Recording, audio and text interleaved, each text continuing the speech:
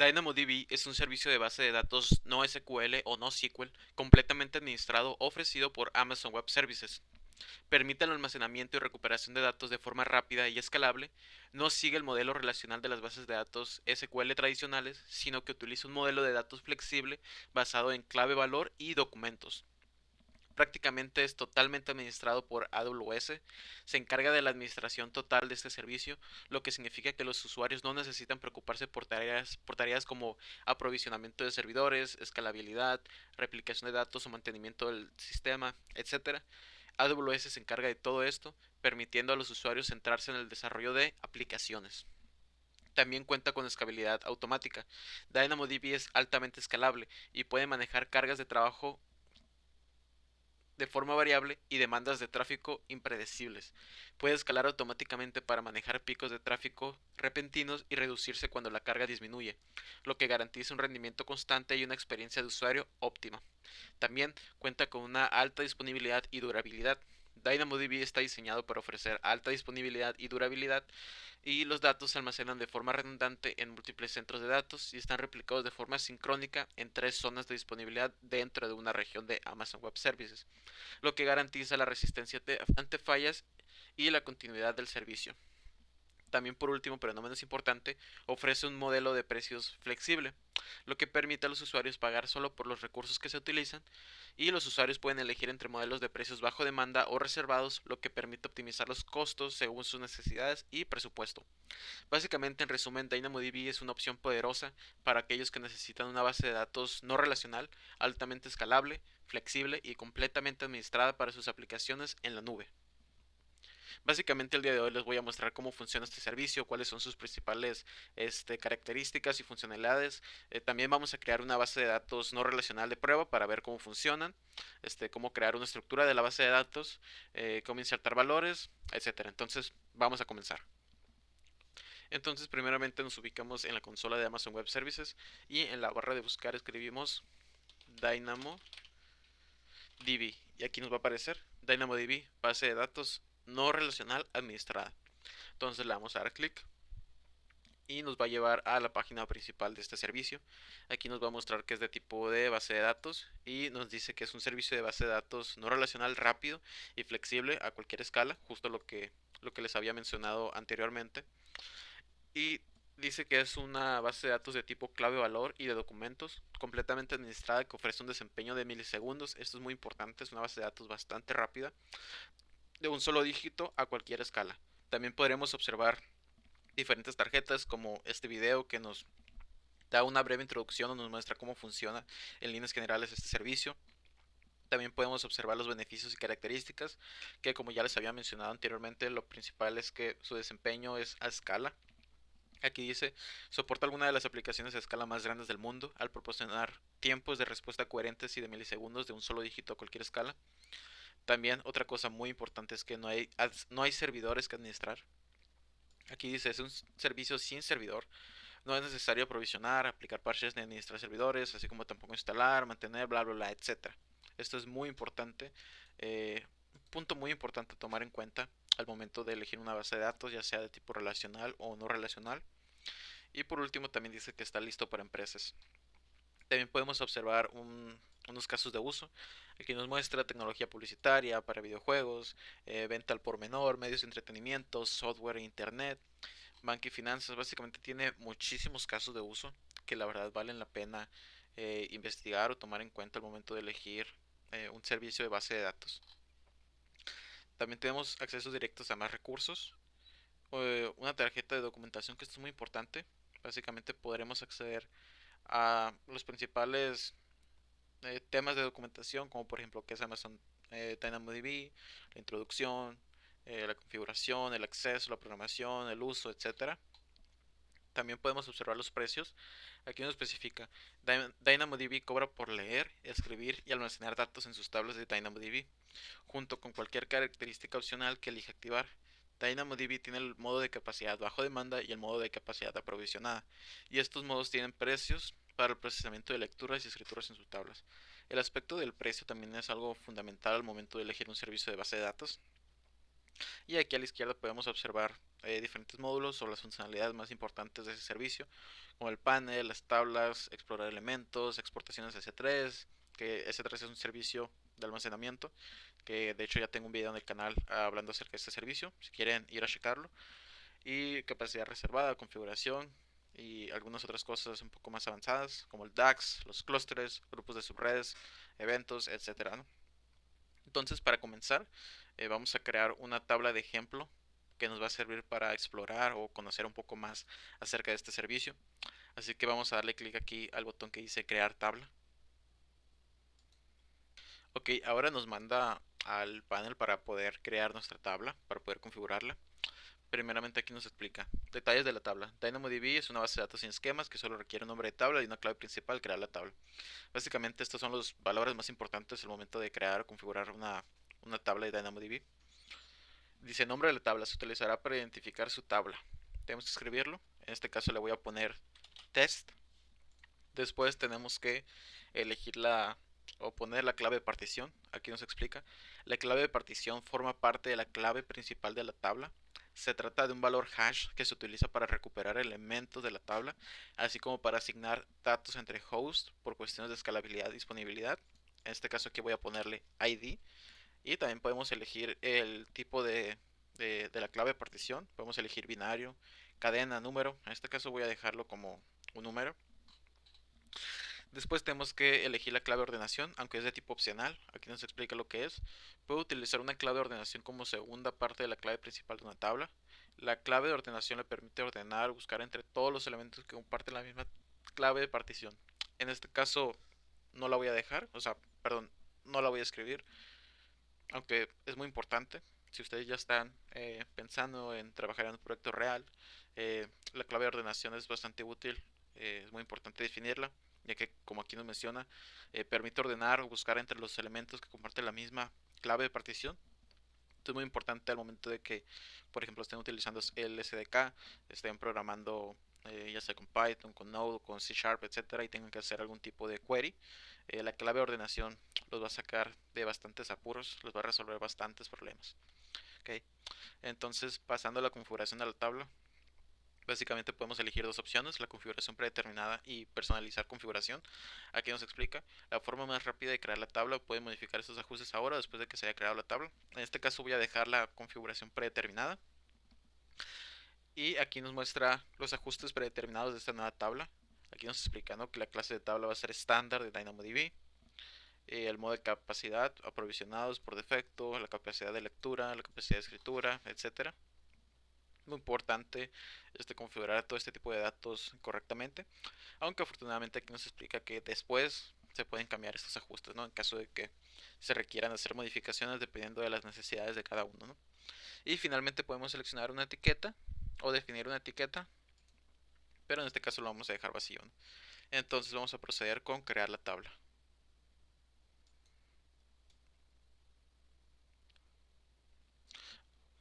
Ok, ahora aquí nos va a aparecer creando la tabla test, estará disponible en breve. Tarda un poco en lo que hace toda la configuración, el aprovisionamiento, puede tardar dependiendo de la capacidad de la tabla. A veces tarda un poco, a veces tarda demasiado.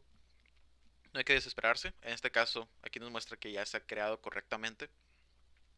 Y aquí nos aparece, en las tablas podemos observar que ya aparece la nuestra. De hecho, la podemos seleccionar, podemos observar su estado, la clave de partición. En este caso seleccionamos o lo definimos como ID, que es de tipo numérico. Algunas otras características, ¿no?, como la protección contra eliminación, etcétera. Podemos llevar a cabo diferentes acciones como actualizar la configuración, explorar elementos, agregar etiquetas o eliminarlas. También podemos eliminarla aquí con este botón. O si queremos podemos crear otra tabla. Entonces vamos a acceder a ella dando clic aquí al nombre.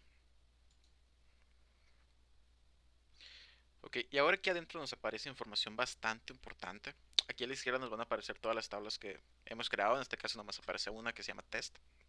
Y podemos ver toda la información acerca de esta tabla. La información general, que son los datos que nos aparecían anteriormente.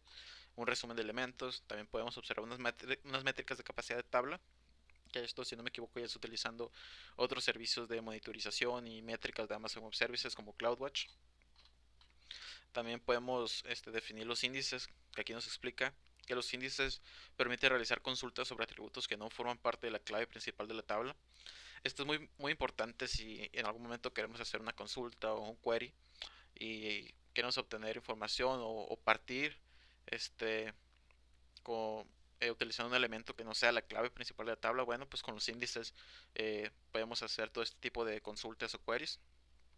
Tenemos también aquí la pestaña de monitorear, que es lo que ya les había comentado anteriormente. Esto trabaja con el servicio o trabaja en conjunto con el servicio de CloudWatch, que es un servicio para monitorización y todo tipo de métricas para Amazon Web Services y trabaja con muchos otros servicios de AWS. En próximos videos vamos a hablar acerca de este servicio. También podemos ver las tablas globales. Aquí lo que podemos hacer es crear réplicas. De hecho aquí nos muestra todas las regiones de AWS en las que has replicado esta tabla. Básicamente aquí podemos crear diferentes réplicas, las cuales podemos utilizar en diferentes regiones de AWS. Que hay que recordar que cada servicio que nosotros utilizamos o cada recurso que nosotros creamos se crea en una región en específico. Hay algunos servicios que son de tipo global, por así decirlo. Uno de ellos es IAM, que ya lo expliqué, ya hice un video al respecto explicando, mostrando una vista general acerca de ese servicio, cómo crear usuarios y todo eso. Si quieren ir a checarlo, ahí está en mi canal de YouTube.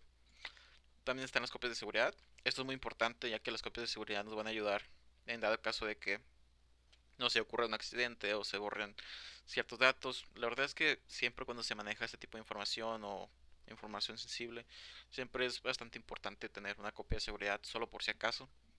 De hecho, aquí nos explica. La recuperación en un momento dado proporciona copias de seguridad continuas de los datos de DynamoDB durante 35 días, o sea, un poco más de un mes, para ayudarla a protegerse frente a operaciones accidentales de escritura o eliminación. Esto pues también se aplica en cargos adicionales, ¿no? Aquí podemos acceder para ver un poco más acerca de los precios. También está la pestaña de exportación y flujos. Aquí es donde podemos hacer las exportaciones a S3, que es otro servicio de Amazon Web Services de almacenamiento. También podemos hacer uso de Amazon Kinesis Data Streams, que también es otro servicio que próximamente lo vamos a ver. Y un poco de los detalles del flujo de DynamoDB. Y como pueden ver, hay otras opciones también, como los permisos, configuración adicional, etcétera. Ya, pues la verdad que vale la pena explorar cada una de estas opciones. También aquí tenemos el botón de acciones donde podemos editar la capacidad, actualizar la clase de la tabla y básicamente un acceso rápido a varias de las opciones que tenemos aquí. Y ahora vamos a proceder a explorar los elementos de la tabla. Vamos a dar clic aquí a este botón. Ok, aquí adentro vamos a poder acceder a un poco más a esta tabla, donde podemos escanear o consultar elementos. Vamos a pasar aquí abajo. Vamos a crear un elemento de prueba para poder ver cómo funciona. Le vamos a dar clic aquí en crear elemento. Y aquí nos muestra la información para poder crearla. Aquí dice, puede agregar, eliminar o editar los atributos de un elemento. Es posible anidar atributos dentro de otros atributos hasta 32 niveles de profundidad. Y podemos hacerlo de dos maneras, ya sea utilizando un formulario, como lo podemos ver aquí, o utilizando una vista JSON. ¿Okay? En este caso voy a utilizar la del formulario. Aquí podemos empezar a trabajar. Tenemos el primer atributo, que es la clave de partición, es la que se crea por defecto al momento de configurar la tabla, al momento de crearla. En valor le voy a poner 1. Y también podemos agregar un nuevo atributo. Tenemos que especificar el tipo, en este caso le voy a poner aquí de tipo cadena. De nombre le voy a poner name. Y el valor le voy a poner hello world. Bueno, es más, de hecho le voy a cambiar, le voy a poner, en vez de name le voy a poner message. Ok. Y de hecho si nos vamos aquí a la vista JSON podemos ver que también se está, eh, digamos que actualizando en tiempo real. Ya sea lo que se haga en vista JSON se va a ver en formulario, lo que se haga en formulario se va a ver en la vista JSON. Podemos desactivar esto para, digamos que, poder observarlo en un tipo de JSON, digamos que más casual o el que conocemos todos, ¿no? Si lo activamos, básicamente podemos observar que igual se define la propiedad. Después se abren llaves y se tiene que especificar el tipo del dato. N hace referencia a que es de tipo numérico, L es que es string, una cadena. En este caso lo vamos a dejar así. Vamos a poder escribir aquí message. Le vamos a poner aquí name. Y bueno, aquí me faltó la coma. Y vamos a escribir aquí YouTube. Y si nos vamos a ver JSON de DynamoDB, vamos a ver que aquí también se agregó la propiedad de tipo cadena. Si nos vamos al formulario, va a aparecer también. ¿Ok? Entonces es muy útil. La verdad que eh, yo recomendaría, a mí en lo personal se me hace más cómodo trabajar con el formato JSON tradicional. Pero pues ya si a ustedes les gusta más o se les hace más cómodo trabajar con el formulario o con el tipo de vista JSON de DynamoDB, pueden hacerlo, no hay ningún problema. Ya observaron que todo funciona correctamente. Entonces le vamos a dar aquí crear elemento. Y ya, básicamente así, con eso ya creamos nuestro primer elemento para esta tabla test dentro de este servicio de DynamoDB. Aquí lo podemos observar, ID número 1, message hello world, name YouTube. Y podemos darle en crear elemento y crear pues básicamente todos los elementos que nosotros quisiéramos. Si yo le doy clic aquí, igual nos va a mandar a donde mismo. Entonces, aquí tenemos varias opciones. Podemos editarlo. Si nosotros lo seleccionamos, podemos editarlo en el elemento duplicado. También podemos descargarlo o exportar esta información en formato CSV, separado por comas, y abrirlo, por ejemplo, en una hoja de cálculo, en dado caso se requiera. Y también podemos escanear o consultar elementos.